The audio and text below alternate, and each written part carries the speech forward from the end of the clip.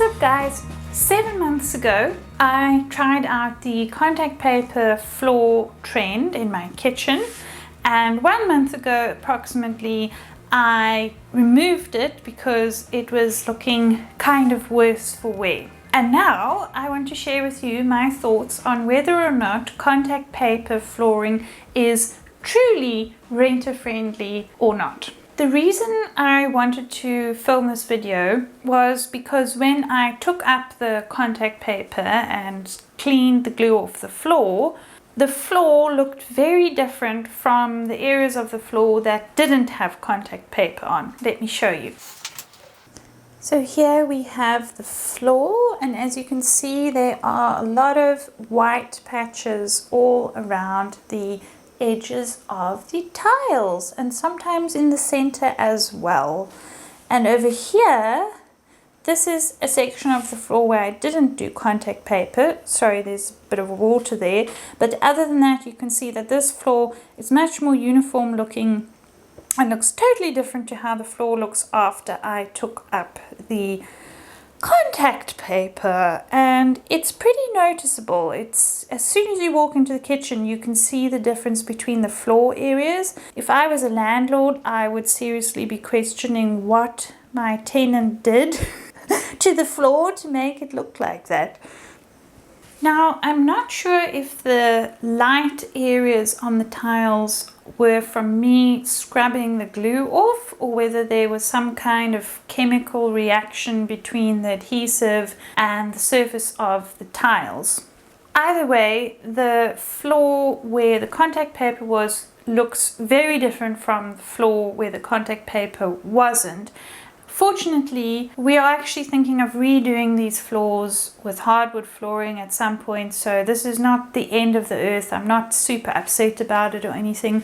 But if I was about to hand over a rental unit back to the landlord and I'm hoping to get my deposit back, and I lift up the contact paper floor to get things back to how they were when I got the unit, and this is what happened, I'd be pretty stressed and upset. I think the reason why this happened to the floor is that it's a very old vinyl tile floor. At least I think it's vinyl tiles. Here they call them Marley tiles, and they're from like back in the 60s I think, and they're very hard, they're very durable and long lasting, but of course they are old and the finish is less shiny than it used to be. So I think that is kind of the cause of this. If I had just a regular tile floor, a ceramic or porcelain tile floor, I am quite certain that the contact paper wouldn't have done anything to the floor. But if you're like me and you have a vinyl floor or an older floor, I think it's definitely worth considering whether or not contact paper might have an effect on it. And if you do want to do contact paper, I would recommend doing a small section first and leaving it for a few weeks or a month and then peeling it back, scrubbing off the glue and seeing if it still looks the same as before. And I was also thinking that if you have a hardwood floor, contact paper also might not be the best thing, because when I removed this contact paper I had to scrub and scrub and scrub. I think I scrubbed for 2 hours.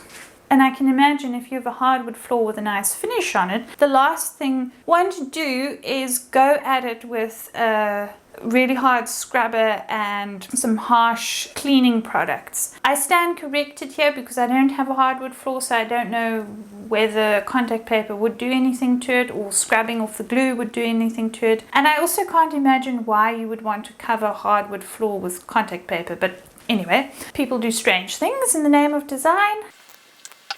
Another thing I wanted to mention with regards to whether or not contact paper flooring is truly renter friendly or not is that this little section took me about 2 hours to scrub off the glue. If you had a huge kitchen, I can't imagine how long it would take. If you're renting and you're about to move, there's more than enough on your plate as it is with the logistics. I can't think that many people would want to spend hours and hours and hours scrubbing glue off of their floors to prepare to move out of a place.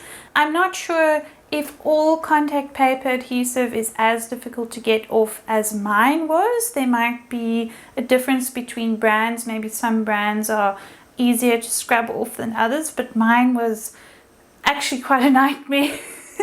And because of that, I won't be renewing the contact paper flooring.